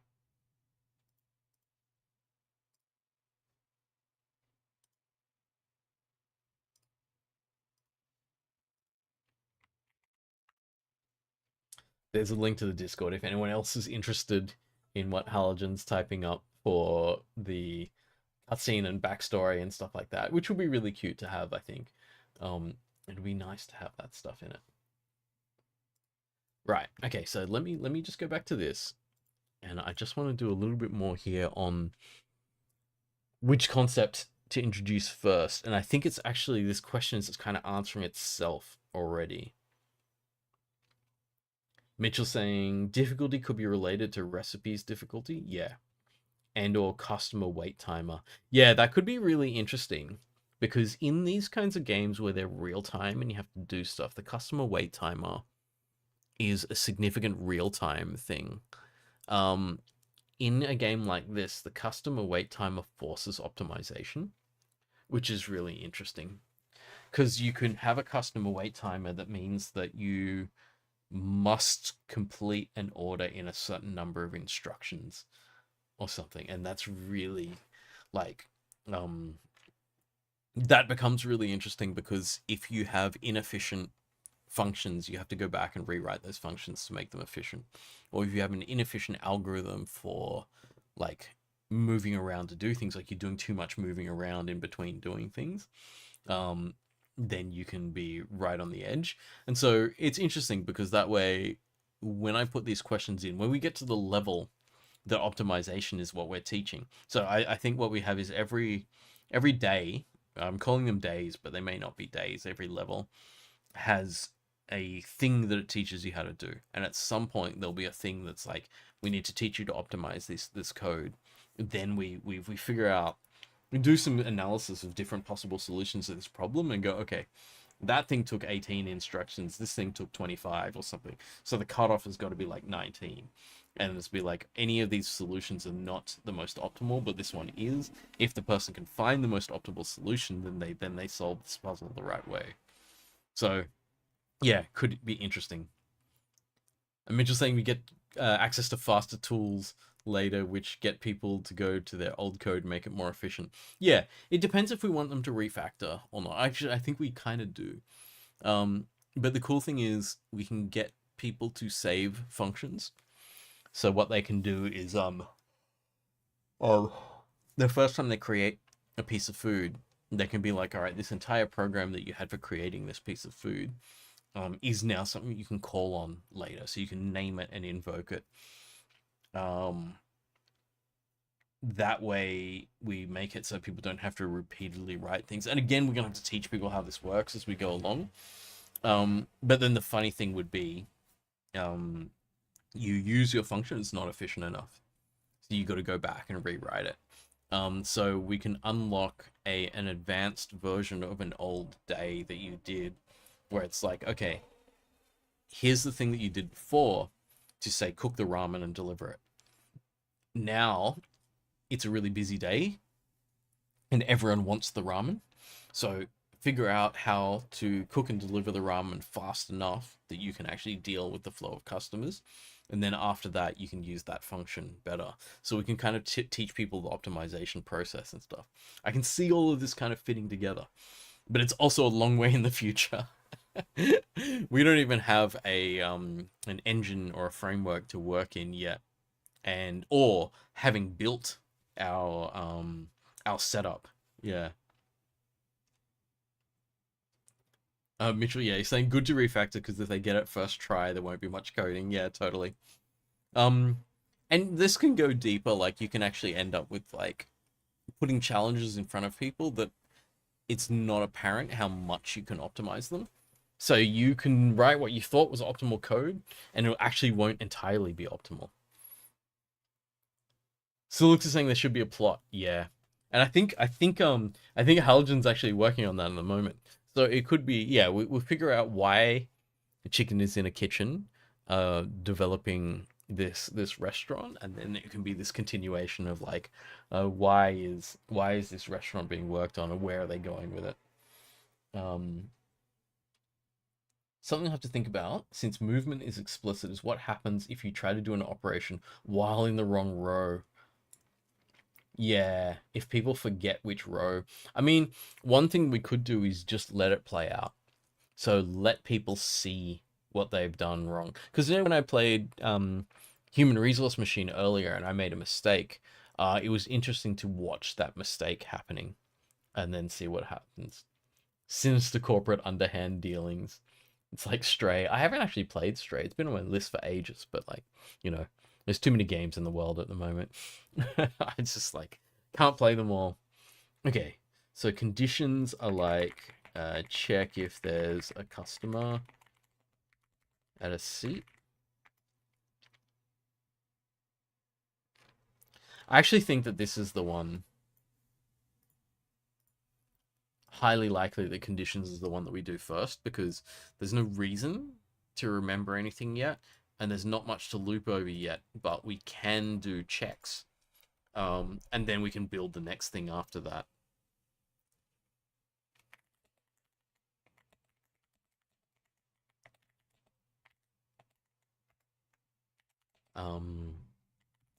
We set up an if statement. Because we kind of already have variables in a sense.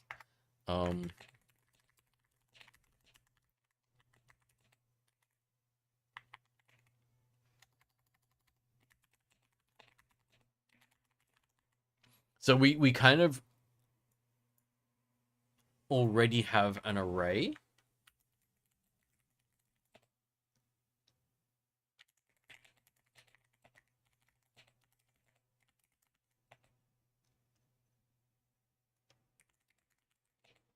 So even before we have the idea of declared variables, we have an array. So later on, variables can be the orders.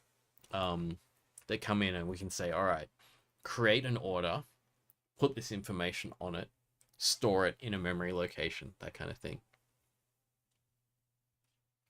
Yeah, Halogen, the resolving it visually is interesting. So we need some kind of animation engine that shows things moving around and stuff like that, and like where you are and what you tried to do.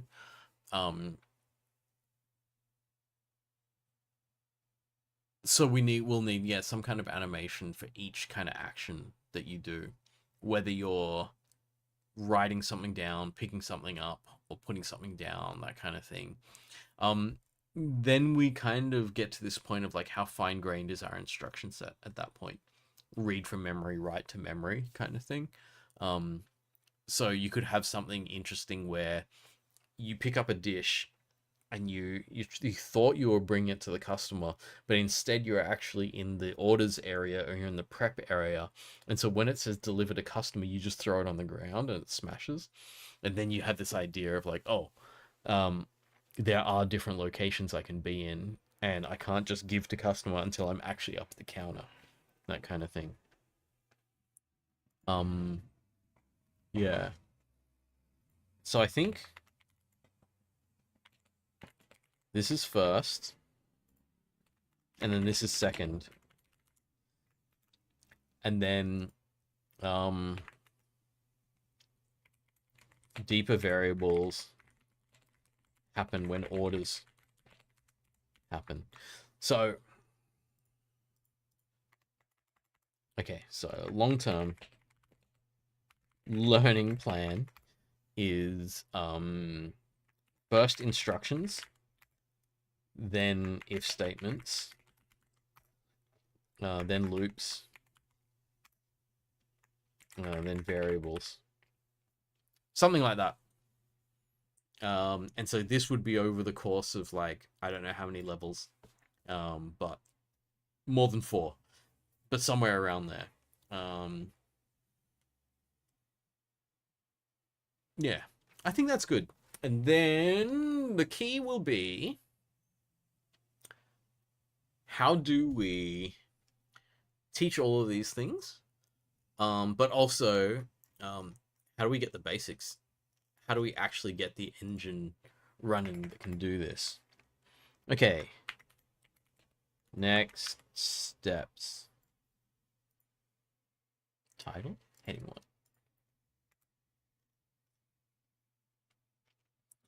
1. We've got a good idea of what the interface is, and how the player interacts. We need to build up a backend that can actually run this. It's not just a backend; it's the whole game. Build up a game that can run this. We still don't have an engine.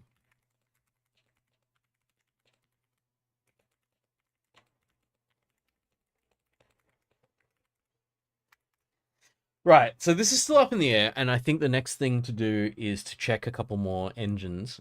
But now we have really specific needs. Like we know what our graphical layout is. We know the kind of operations that we want to have happen in the back end. But that's not too bad, right? Because none of those operations are that difficult. They're entirely kind of doable. So let's leave it there. And thank you all for coming along. I will get my little drawing back out. It's fun. And just be like, I leave you with this fun little game idea for Chicken's Chicken Restaurant. And thank you for coming along, because this has answered so many questions for me about what this game actually is, and asked a lot of questions as well about how we're going to implement it and stuff, which is super, super useful. So I'll wrap it up there, and next week we will probably go back into looking at engines. Godot was next on the list.